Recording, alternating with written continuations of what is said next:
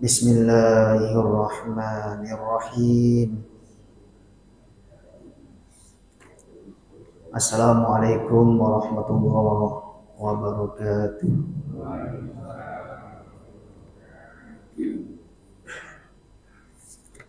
Alhamdulillah, wassalatu wassalamu ala Rasulillah wa ala alihi wa ashabihi wa man wala, wa asyhadu an la ilaha illallah wahdahu la syarika lah, wa asyhadu anna Muhammadan abduhu wa rasuluhu la nabiyya ba'dah. Amma ba'd, fa inna asdaqal hadithi kitabullah wa khairal huda huda Muhammadin sallallahu alaihi wa ala alihi wa sahbihi wa sallam. Wa syarrul umuri muhdatsatuha, fa inna kulla muhdatsatin fi dinillahi bid'ah wa kulla bid'atin dhalalah wa kulla dhalalatin finnar. Ikhwatal iman, azani wa azakumullah. Para bapak dan para ibu, saudara-saudariku sekalian, jamaah salat subuh yang saya hormati dan yang semoga senantiasa kita di dalam penjagaan Allah Subhanahu wa ta'ala.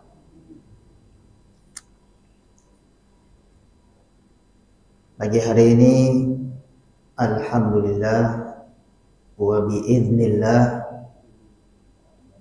kita kembali bertemu di dalam kajian rutinitas kita bulanan, yaitu pembelajaran Kitabud Da'awat, kitab tentang doa-doa dan zikir yang kita ambil melalui karya tulis Al-Imam Abu Zakaria Muhyiddin Yahya bin Sharaf, atau yang sering lebih dikenal oleh kita dengan sebutan Imam An-Nawawi rahimahullahu subhanahu wa ta'ala dalam kitab Riyadhus Shalihin.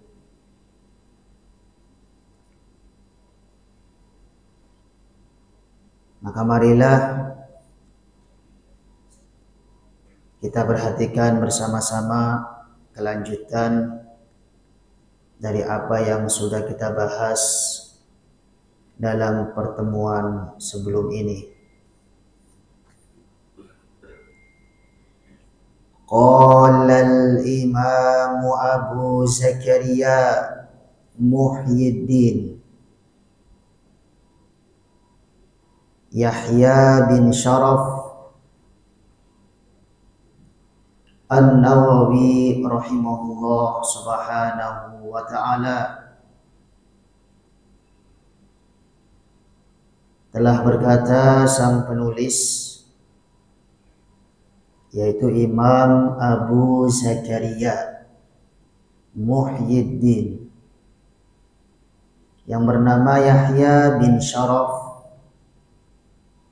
atau yang sering lebih dikenal oleh kita dengan sebutan Imam An-Nawawi. Semoga Allah Subhanahu wa ta'ala senantiasa merahmati beliau. Wa an Anasin radhiyallahu anhu qala kana aktsaru du'a'in nabi sallallahu alaihi wa ala alihi wa sahbihi wa sallam Allahumma atina fid dunya hasanah wa fil akhirati hasanah wa qina adzaban nar. Muttafaqun alaih. Zada Muslimun fi riwayatihi qala wa kana Anasun idza arada an yad'uwa bi da'watin da'a biha fa idza arada an yad'uwa bi du'ain da'a biha fi.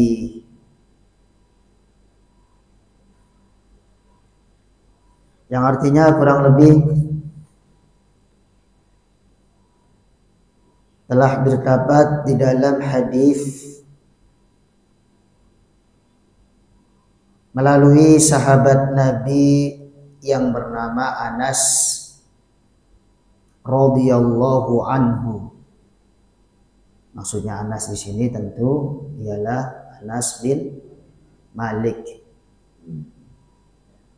radhiyallahu an, salah satu sahabat Nabi yang sangat dekat ya dengan beliau, karena beliau pernah dibantu oleh Anas bin Malik kurang lebihnya selama 10 tahun.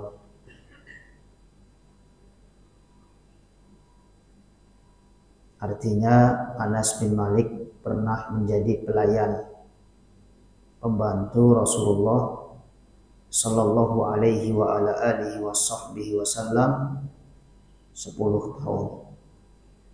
Sekitar dari mulai usia 9 tahun sampai 19 tahun.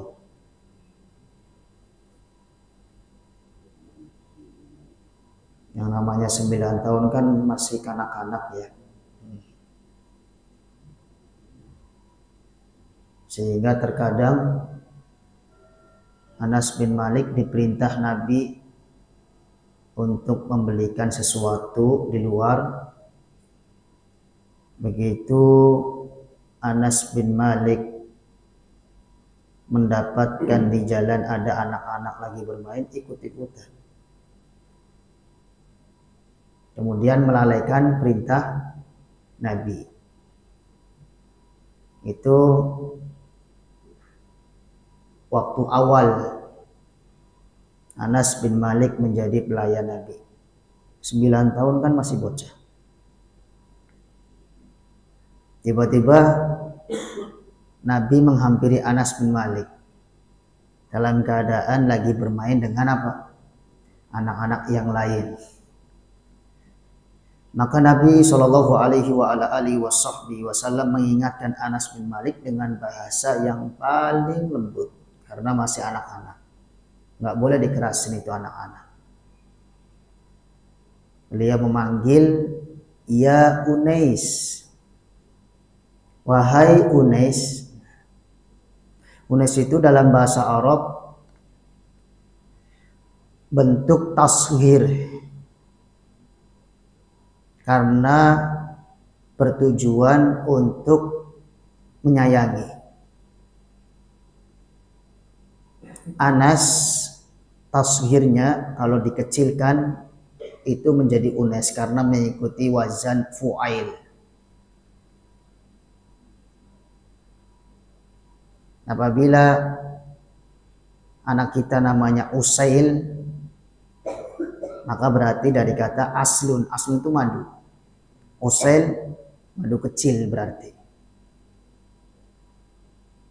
Apabila anak kita namanya Tufail, berarti dari kata tiflun. Tiflun itu bayi. Maka Tufail bayi yang kecil mungil yang kita sayangi. Dahulu salah satu istri Nabi yaitu Aisyah radhiyallahu taala anha disebut dengan sebutan Humairah karena dari kata hamra. Hamra itu merah, pipi beliau kemerah-merahan. Dan dipanggil oleh Nabi Humairah karena tujuan menyayanginya. Di sini Anas lagi bermain-main, padahal diperintah Nabi untuk membelikan sesuatu. Maka Nabi menegurnya dengan bahasa kasih sayang. Ya Unais. Tiba-tiba Anas bin Malik langsung merasa, ya ampun, iya ya, tadi diperintah Nabi. Akhirnya langsung Anas bin Malik memenuhi panggilan Nabi dan mengatakan, sekarang juga kami akan penuhi kebutuhan engkau wahai Nabi. Langsung berhenti bermain. Nah, ini menunjukkan bahwa benar apa yang disampaikan oleh Anas, aku menjadi pelayan Nabi dari mulai 9 sampai 19 tahun. Tidak pernah aku dengar dari mulut beliau menghardikku. Meskipun aku salah, meskipun aku kadang-kadang kurang melayani beliau, tapi nggak pernah Nabi memarahiku. Kenapa kamu berbuat begini? Kenapa begitu? Dasar kerjaan nggak becus. Tidak. Bahkan selalu ditegur dengan bahasa yang paling lembut oleh Rasulullah Sallallahu alaihi wa ala alihi wa sahbihi wasallam. Karena kedekatan Nabi terhadap Anas bin Malik kurang lebihnya 10 tahun, menjadikan Anas bin Malik termasuk sahabat yang paling banyak meriwayatkan hadis.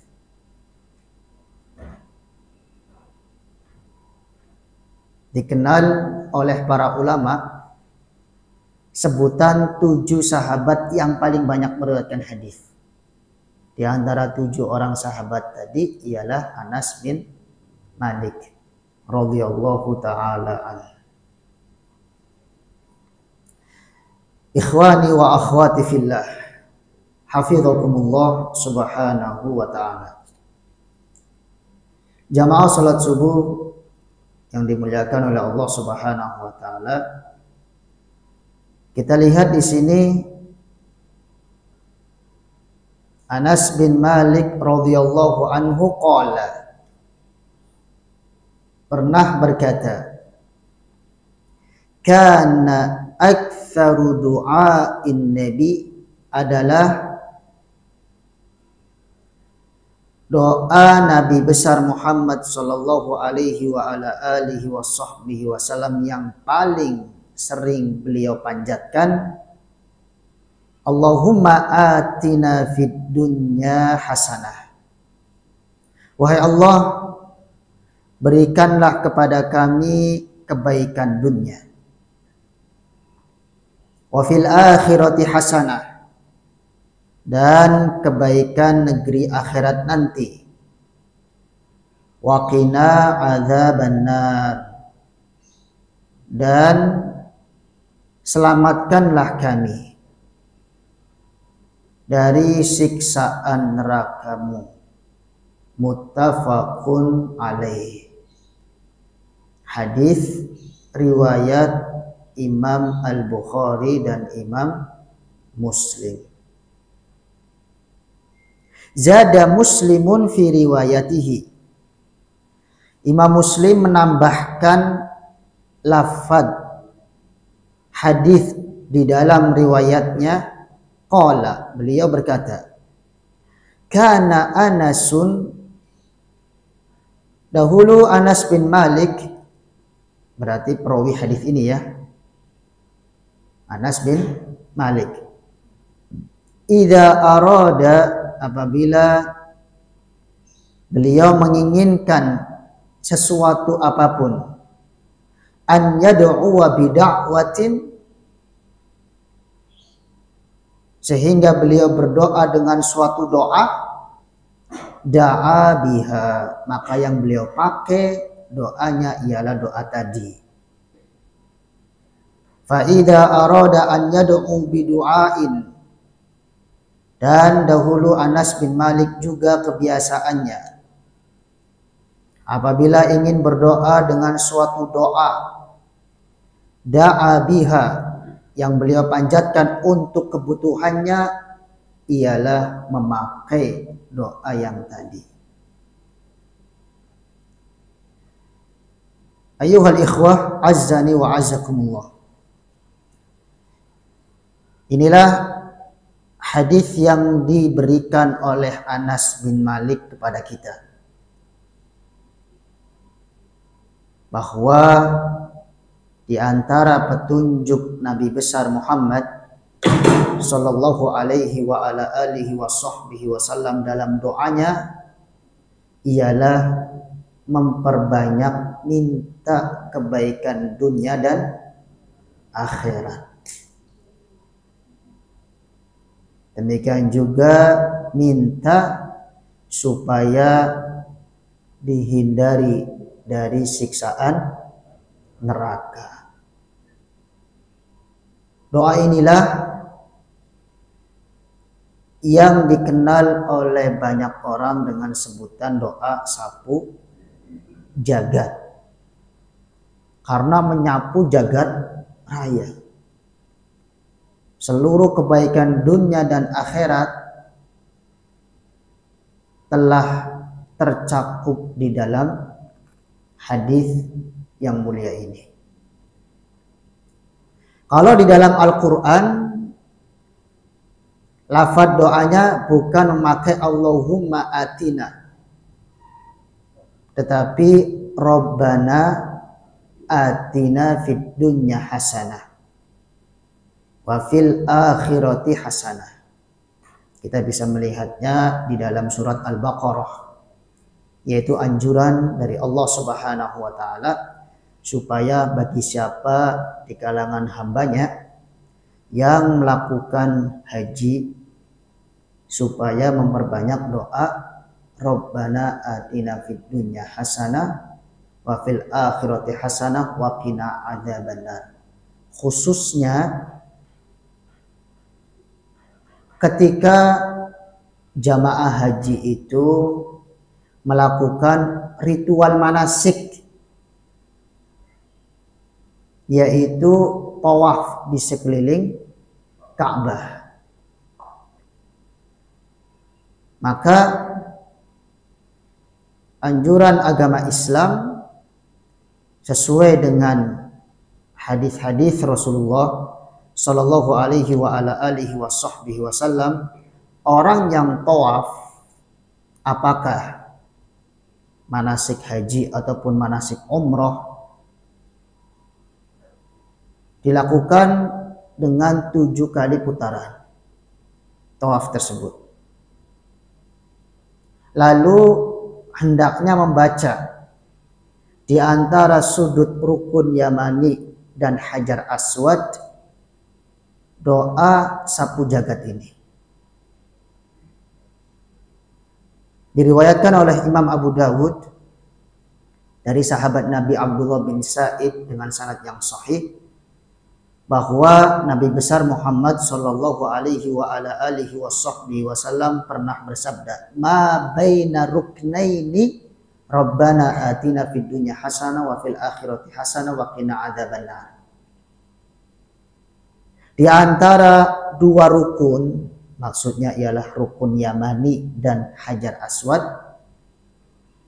hendaknya orang yang tawaf membaca sebanyak-banyak mungkin doa Rabbana atina fid dunya hasanah wa fil akhirati hasanah wa qina adzabannar. Sudut-sudut Ka'bah kan setelah rukun Yamani persis ialah Hajar Aswad. Kita memulai tawaf dari sudut Hajar Aswad, muter lewat Hajar Ismail, terus sampai ketika mau ketemu sudut Hajar Aswad, kita akan mendapati sudut Ka'bah, dan itu yang dikatakan rukun Yamani. Persis posisinya ialah persis sebelum Hajar aswad ketika kita muter. Maka di sudut rukun yamani kita dianjurkan untuk mengusap. Kalau rukun yamani tidak dicium, bapak-bapak, ibu-ibu. Kesalahan bagi para jamaah haji ataupun umroh, terkadang ya udahlah sama aja, nanti kita dikatain pilih kasih. Akhirnya hajar aswad dicium, rukun yamani pun apa? Dicium. Tidak. Rukun yamani itu hanya diusap. Apabila tidak mampu untuk mengusap karena desak-desakannya terlalu padat ya, terlalu rame, maka ya sudah, fattaqullah mastata'tum. Kita tidak perlu maksa sampai nyukut-ikut. Nah gitu. Di saat sampai di rukun yamani, persis setelahnya itu nanti kita ketemu sudut hajar aswad. Disitulah kita mengucapkan Rabbana atina fid dunya hasanah wa fil akhirati hasanah wa qina adzabannar. Diulang lagi terus sampai ketemu hajar aswad. Ya kalau kita jalannya pelan bisa banyak sekali ucapan Rabbana atinanya. Nah, kita pelan-pelanin aja. Karena kalau tawaf kudum, tawaf baru kedatangan, itu namanya tawaf apa? Tawaf kudum. Yang dianjurkan jalan cepat itu ialah 3 putaran pertama. Adapun putaran-putaran berikutnya itu jangan jalannya terlalu cepat, tapi biasa pelan-pelan saja. Putaran pertama kita ucapkan Rabbana atina fid dunya dari rukun yamani sampai hajar aswad, ini dianggap 1 kali putaran dan seterusnya sampai 7 kali putaran. Itulah yang dianjurkan oleh Nabi besar Muhammad sallallahu alaihi wa ala alihi wasallam. Baru ketika sampai di sudut hajar aswad kita menciumnya. Itu pun bapak-bapak, ibu-ibu kalau mampu ya. Ingat, kalau mampu. Mencium hajar aswad itu bukan syarat sahnya manasik haji ataupun umroh. Sama sekali bukan syarat sahnya manasik haji dan umroh. Tetapi bagian dari sunnah Rasulullah sallallahu alaihi wa ala alihi wasallam. Maka kita berusaha meneladani sunnah beliau. Apabila memungkinkan cium, dan tidak boleh diiringi dengan niat yang lain. Saya mau cium hajar aswad lah supaya biar kebal. Kebal. Saya mau cium hajar aswad supaya nanti kalau pulang ke tanah air pesawatnya nggak kecelakaan. Tidak ada hubungannya, bapak-bapak, ibu-ibu, antara kemanfaatan dan kemudorotan serta antara hajar aswad. Memang hajar aswad itu batu yang dimuliakan oleh Allah. Batu yang Allah turunkan dari surga. Memang ya. Namun masalah manfaat dan madarat hanya di tangan siapa? Allah Subhanahu wa taala.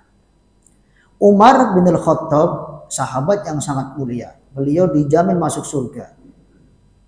Pada saat mau mencium hajar aswad, beliau langsung berkata di hadapan hajar aswad, "Inilah a'lamu annaka hajar lam tanfa' wa la tadur falaula ra'aitu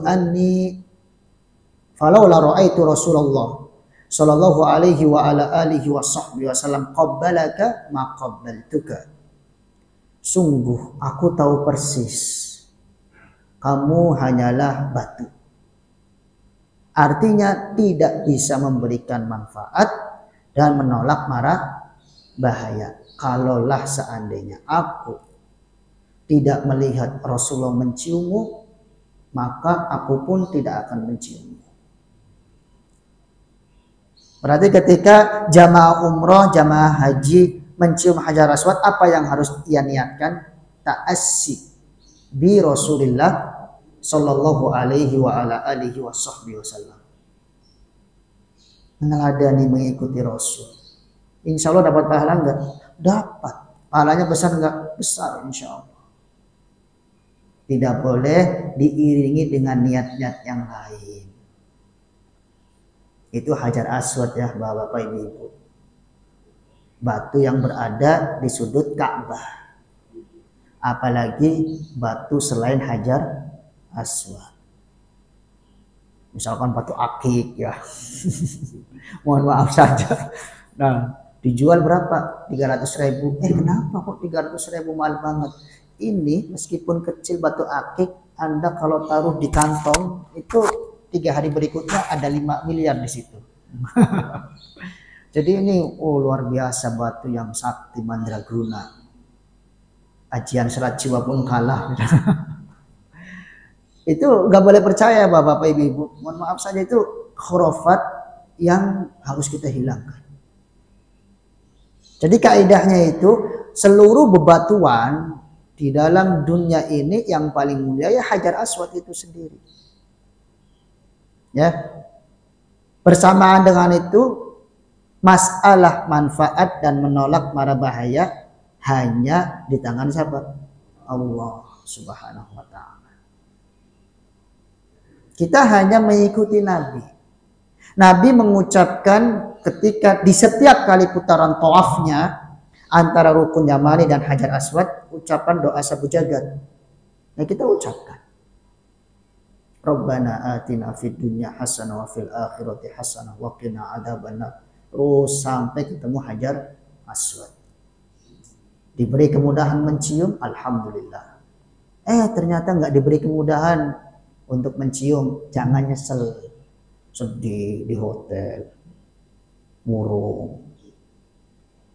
Ditanya, kenapa Pak?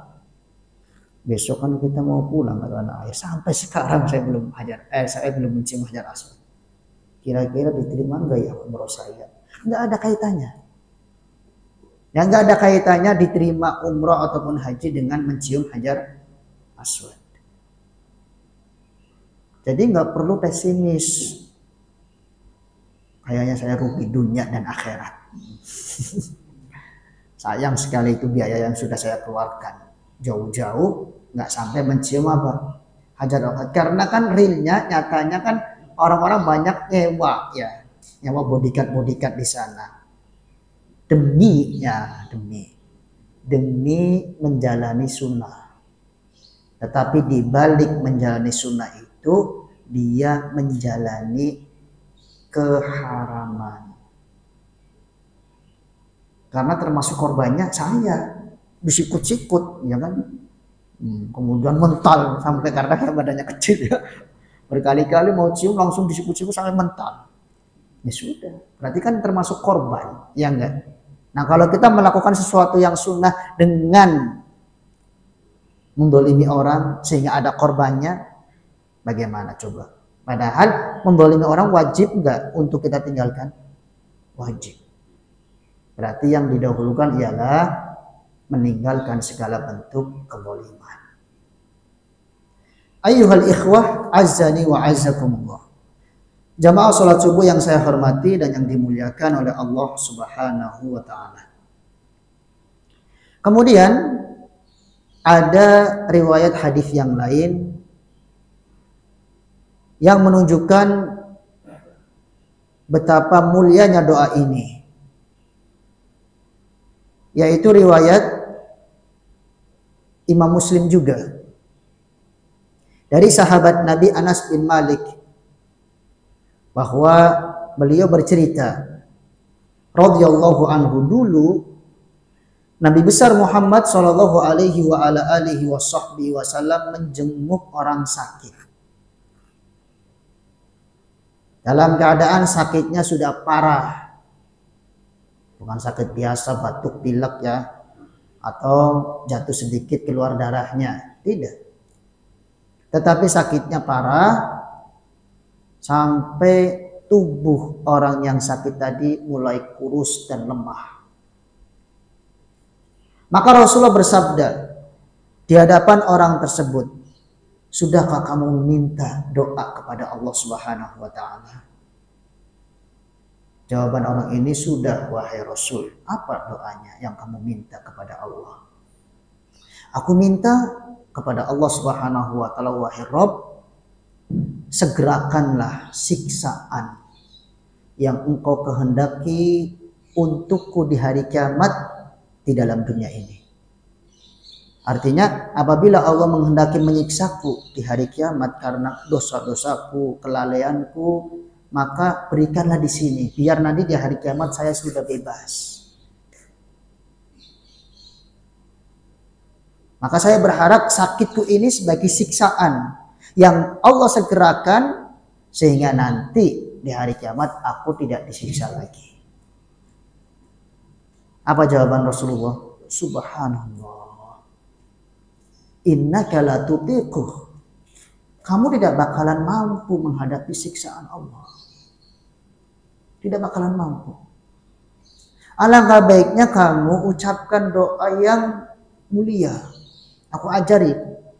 Lalu Rasulullah Shallallahu Alaihi Wasallam mengajarinya dengan doa sapu jagat. Rabbana atina fid dunya hasanah wa fil akhirati hasanah wa qina adzabannar. Maka orang ini pun langsung mengucapkan doa itu. Nabi pun mengucapkannya sebagai bentuk doa untuk orang ini. Di saat itu Allah Subhanahu wa taala sembuhkan penyakit orang ini. Langsung Allah sembuhkan, luar biasa.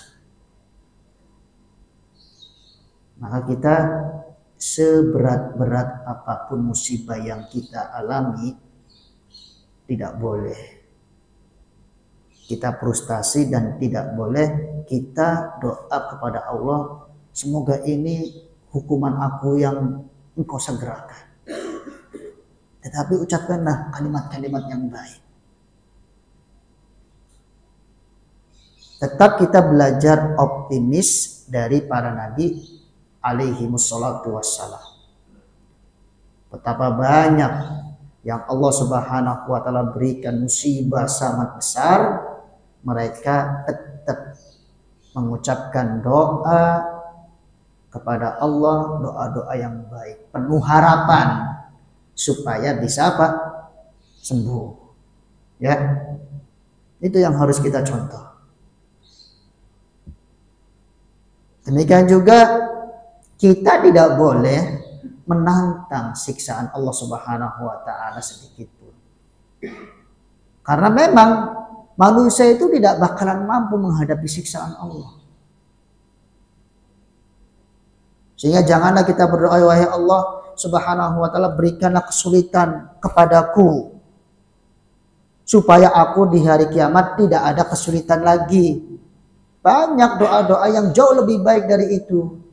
Di antaranya ialah doa sapu jagat ini. Rabbana atina fid dunya hasanah wa fil akhirati hasanah wa qina adzabannar.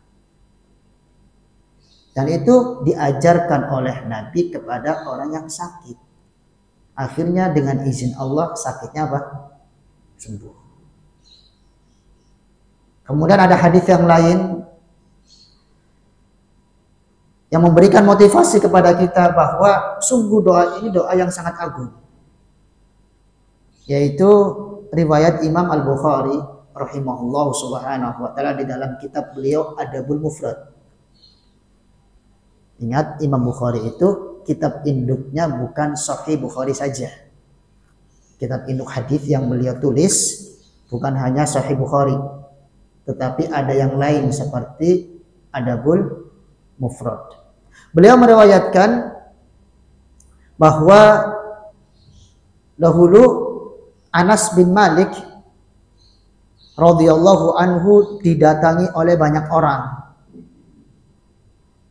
minta supaya mereka didoakan oleh Anas bin Malik. Maka Anas bin Malik berkata dalam doanya, Allahumma atina fid dunya hasanah wa fil akhirati hasanah wa qina adzabannar. Lalu ada salah seorang dari mereka yang mengatakan, selain doa itu wahai Anas, tolonglah doakan untuk kami. Kalau doa itu kami paham, gitu kan? Maka Anas bin Malik berkata, in utitum kalaulah kalian semuanya diberi hadad doa ini oleh Allah Subhanahu wa taala, faqad utitum khairad dunya wal akhirah. Berarti kalian akan diberi kebaikan dunia dan kebaikan akhirat. Lalu Anas bin Malik tidak menambahkan doanya dari doa sapu jagat ini. Karena cukup, ya. Kamu meminta doa kepadaku, ya sudah, aku doakan dengan doa sapu jagat.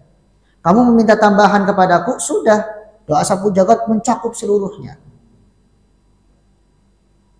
Insya Allah kamu akan diberi oleh Allah seluruh kebaikan dunia dan akhirat. Kebaikan dunia apa aja? Menurut penafsiran sebagian para ulama rahimahumullah subhanahu wa ta'ala, seperti istri solehah. Istri solehah ini kebaikan dunia enggak, bapak-bapak? Kebaikan dunia. Bahkan istri solehah itu perhiasan dunia yang paling indah. Sebagaimana disebutkan oleh Nabi sendiri, ad-dunya mata'. Dunia itu dipenuhi dengan perhiasan. Banyak perhiasan dunia yang tertarik, ya, bikin hati kita itu betul-betul tertarik terhadap perhiasan tadi. Wa khairu mata'iha al-mar'atu salihah. Dan sebaik-baik perhiasan dunia terletak di mana? Di istri yang salehah. Demikian juga suami yang saleh, imam yang penuh qudwah, panutan. Itu juga termasuk kebaikan dunia. Nah sekarang kalau misalkan dalam keluarga bisa kita katakan ibu ialah madrasah awalnya anak-anak, ya enggak? Tetapi kan setiap madrasah ada kepala sekolahnya. Siapa kepala sekolahnya? Bapaknya. Nah kalau bapaknya nggak benar, kepala sekolahnya nggak benar dalam suatu sekolah apapun, akan membentuk sekolah yang baik nggak? Tidak akan. Makanya seorang wanita pun apabila dianugerahkan suami yang saleh, itu kebaikan dunia yang sangat luar biasa. Sehingga bisa membawakan dia bersama-sama untuk menuju ke dalam surga Allah Subhanahu wa ta'ala. Kemudian contoh yang lain kebaikan dunia apa? Anak-anak yang menyenangkan hati. Kebaikan dunia enggak Bapak-bapak? Sangat kebaikan dunia kita katakan. Oleh sebab itu Allah Subhanahu wa ta'ala menyebutkan di dalam surat Al-Furqan, di antara doa hamba Allah yang dimuliakan ialah Rabbana hablana min azwajina wa dzurriyyatina qurrata a'yun. Apa makna qurrata a'yun? Penyejuk jiwa, menyenangkan hati, ya. Wahai Allah, wahai Rabb kami, anugerahkanlah kepada kami supaya istri dan anak-anak kami menjadi penyejuk hati kami. Kita ini kalau pulang rumah terlihat anak-anak kita, istri kita menyenangkan, wah kayaknya kita yang paling bahagia deh dari beberapa keluarga ribuan yang lain. Kan gitu, ya enggak? Qurrata a'yun.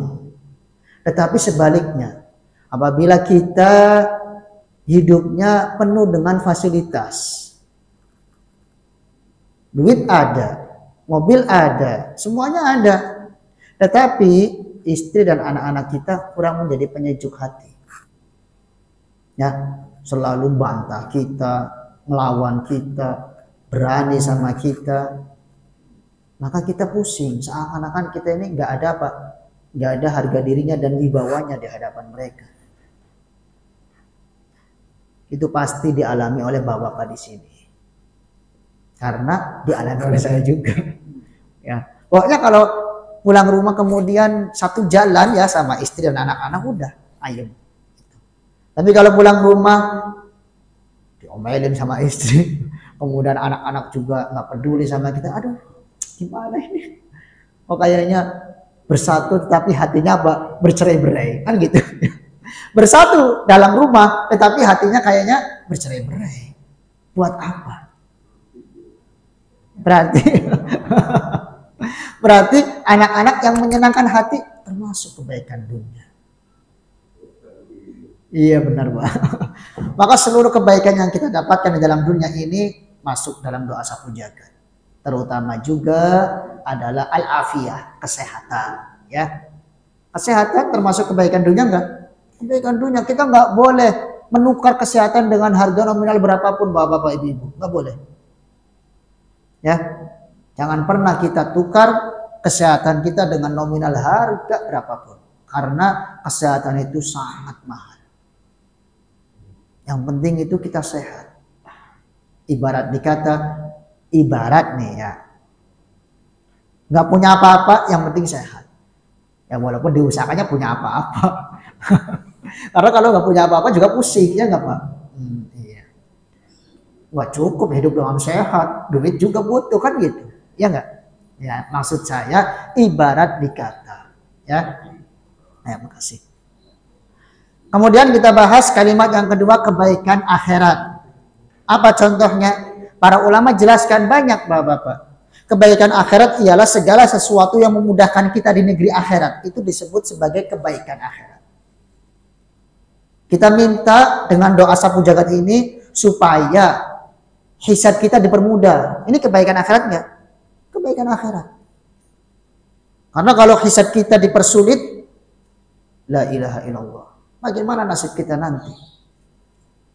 Kita minta kepada Allah supaya dilancarkan di saat Allah memerintahkan kita melewati jembatan Sirat yang Allah akan bentangkan nanti pada hari kiamat, sehingga sampai menuju finishnya, yaitu kebaikan akhirat masuk ke dalam surga. Kemudian ditambah lagi bisa melihat wajah Allah Subhanahu wa taala. Allah berfirman, "Lilladzina ahsanul husna wa ziyadah." Bagi orang-orang yang gemar berbuat baik akan mendapatkan surga dan kenikmatan tambahan. Para ulama di tafsir menjelaskan kenikmatan tambahan setelah orang-orang masuk surga yang sangat luar biasa ialah melihat wajah Allah Subhanahu wa taala. Kemudian kalimat yang ketiga dalam doa sapu jagat ini, waqina adzabannar. Jauhkanlah kami dari siksaan neraka. Apa maknanya? Maknanya berarti seorang hamba ingin meraih kesuksesan hidupnya kalau tidak tersentuh dan diselamatkan dari api neraka. Itulah kesejahteraan yang abadi. Itu baru orang sukses dalam hidupnya. Allah berfirman dalam surat Ali Imran, "Faman zuhziha 'anil nar."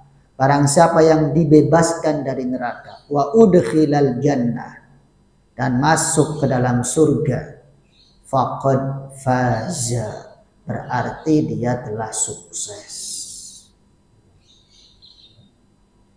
Waqina adzabannar juga mencakup maknanya seseorang meminta kepada Allah supaya dijauhkan dari jalan-jalan menuju neraka Allah. Misalkan perbuatan buruk zina, perbuatan buruk mencuri, perbuatan buruk-buruk yang lain. Dengan kita mengucapkan doa sapu jagat ini berarti kita pengen supaya hati kita, jiwa kita cenderungnya kepada kebaikan saja. Jangan sampai selalu cenderung kepada apa? Keburukan. Ayyuhal ikhwah azani wa azakumullah. Maka memang benar apa yang disabdakan oleh Nabi bahwa doa ini ialah termasuk doa yang sangat mencakup, sangat luas, karena masuk di dalamnya seluruh kebaikan dunia dan akhirat. Allahu ta'ala alam bisawab. Mungkin ini yang bisa kita pelajari dah dan kita gunakan waktu selebihnya sedikit. Kalau ada yang mau bertanya, falyatafaddal minkum masykur.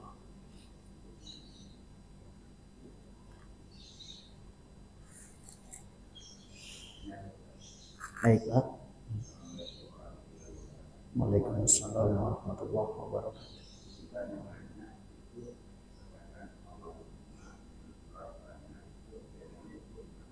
Oh iya benar.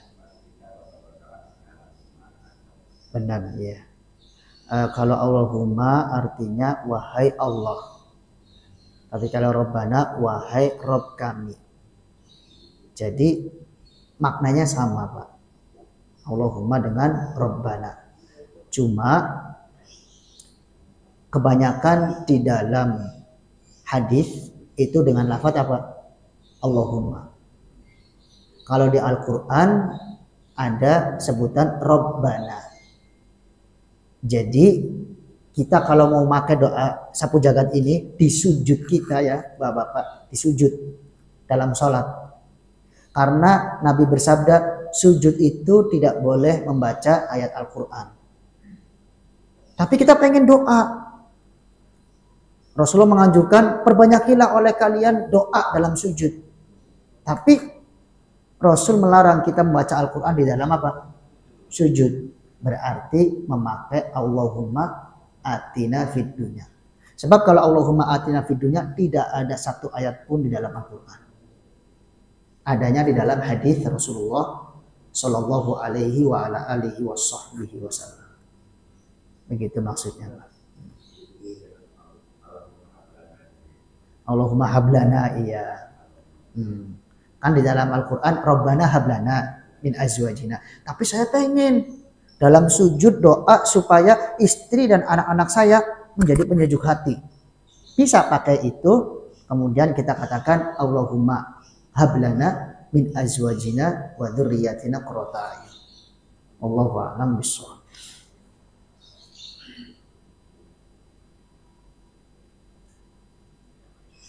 Baik, kalau tidak ada lagi ya. Waalaikumsalam warahmatullahi wabarakatuh. Iya Pak?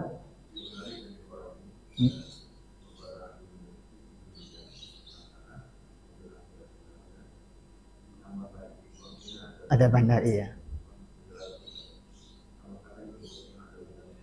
Iya, jadi kebaikan dunia dan akhirat aja udah menjadikan seseorang itu sukses. Dan lebih sempurnanya lagi ditambah waqina adzabannar. Maka siapa yang memohon doa ini berarti dia memohon kesuksesan yang sangat sempurna dalam hidupnya. Kita kalau sudah dapat kebaikan dunia dan akhirat aja itu insya Allah sudah apa? Sukses. Ditambah lagi kita dilindungi dan dijaga oleh Allah dari siksa neraka.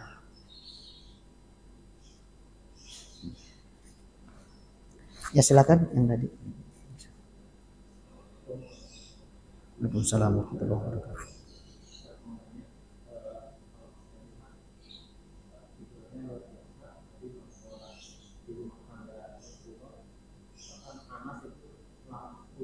Iya.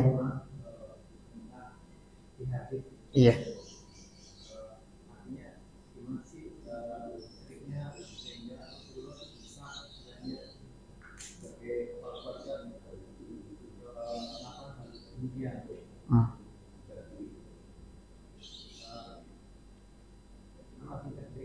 Iya. Iya. Yang jelas begini ya, Nabi itu tidak pernah memakai kekerasan. Namun bukan berarti ketika kita tidak tegas. Maka antara tegas dan keras itu beda ya. Kalau tegas itu kebenaran tetap kita katakan benar. Ketika kita melemah, akhirnya kita bilang, oh iya deh ini salah. Nah ini lemah berarti. Tapi kalau kita bersih keyakinan, enggak ini benar. Akan saya perjuangkan, berarti tegas. Nah bagaimana menetapkan kebenaran? Maka kita tetapkan dengan ketegasan, tetapi tanpa kekerasan. Siapapun yang salah dari keluarga kita, anak ataupun istri kita ya kita bisa menegurnya dengan waktu-waktu yang tepat, dengan bahasa yang mudah diterima oleh mereka, kemudian dengan momen yang betul-betul menyenangkan. Mungkin bisa tidak secara langsung, kadang-kadang ya anak kita, istri kita kalau ditegur secara langsung bisa brutal. Nah kita cari, seorang ayah pasti tahu, karena dia yang hidup bersama anak dan istrinya. Kira-kira anak saya itu karakternya gimana? Setiap anak pun memiliki sifat yang berbeda-beda. Oh, kalau untuk anak yang pertama harus dibeginikan. Alhasil kekerasan jangan kita pakai. Anak-anak nggak boleh dikerasin, istri juga nggak boleh dikerasin. Rasulullah selalu bersikap lemah lembut di hadapan seluruhnya, terlebih-lebih di hadapan keluarganya. Namun beliau tegas ya. Beliau nggak pernah membiarkan kemungkaran yang terjadi di keluarganya. Salah satu contohnya bapak-bapak, ibu-ibu, Aisyah kan salah satu istri Nabi yang paling dicintai, ya enggak? Tapi ketika Aisyah melakukan perbuatan yang salah, beliau luruskan. Suatu hari Aisyah pernah jelek-jelekin Sofia. Sofia juga istri siapa? Nabi. Kata Aisyah, wahai Rasulullah, apa sih yang kau harapkan dari Sofia? Sofia kan wanita yang pendek. Nah gitu. Kesannya kalau disebutkan untuk wanita dia adalah pendek, itu sisi negatif apa positif bapak-bapak? Negatif. Oh, Masya Allah keras banget. Benar, ya saya setuju ya Pak ya. Iya. Makanya orang banyak mengidam-idamkan pasangan dari pramugari karena pramugari katanya tinggi-tinggi gitu. Semoga istri saya seperti pramugari misalnya. Karena tinggi-tinggi gitu. Alhasil memang negatif. Maka Rasulullah bersabda di hadapan Aisyah, wahai Aisyah, laqad qulti kalimatan, sungguh kamu sudah mengucapkan suatu kalimat yang kotor. Jangan diucapin lagi. Alasannya apa? Alasannya kata Nabi kayak gini, lau muzijat bima'il bahr lamazajathu. Sungguh kalimatmu tadi yang kotor, apabila dicelupkan di air lautan, maka niscaya air lautnya akan keruh. Luar biasa ini ya. Air laut kan banyak sekali. Kita bisa menjamin nggak ini seluruh RT, seluruh komplek di sini, warga pipis di lautan, kira-kira warna air laut berubah nggak? Nggak akan, ya. Misalkan warna air laut biru misalkan ya, tiba-tiba setelah semuanya di sini buang air kecil, tanpa terkecuali pokoknya ayo kita buang air kecil di sana, langsung berubah jadi kuning. Nggak bakalan, ya. Tetapi Nabi bersabda, ketika kamu menjelek-jelekkan Sofia, ini sangat kotor dan kekotorannya begitu dahsyat sampai mempengaruhi kadar air apa? Air laut. Kemudian di saat Aisyah mecahin piring ya, karena ada istri yang lain apa? Mengirim makanan, maka Rasulullah memakluminya, oh ini kecemburuan yang wajar. Enggak langsung dasar wanita nggak tahu diuntung, kenapa pecah ini piring mahal, macam-macam. Ya, jadi beliau pun menanggapi kecemburuan mana yang wajar, kemudian ucapan mana yang harus diluruskan. Pada saat piringnya pecah waktu itu ya, Aisyah dibiarkan oleh Nabi. Beliau hanya bersabda di hadapan sahabat yang mengantarkan makanan tadi, laqad gharrat ummukum, ibu kalian lagi cemburu, udah biarin. Nah, ya, artinya beliau nggak pernah memakai kekerasan bapak-bapak. Yang namanya wanita kan tulang rusuk yang paling bengkok ya. Kalau kita kerasnya tambah patah, semakin mudah. Namun bukan berarti kita lemah. Artinya segala kejelekan kita katakan iya benar kayak gitu, enggak. Atau segala keburukan, kebaikan kita katakan salah, kurang baik dan seterusnya. Allahu a'lam bishawab. Baik, insyaallah kita cukupkan sampai di sini. Subhanakallahumma wa bihamdika asyhadu an la ilaha illa anta astaghfiruka wa atubu ilaik. Wassalamualaikum warahmatullahi wabarakatuh.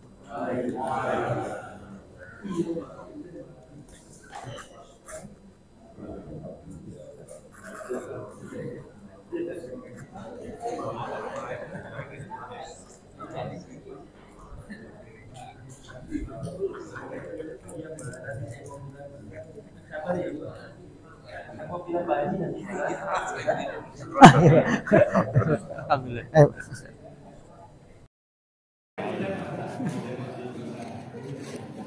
Apa nih?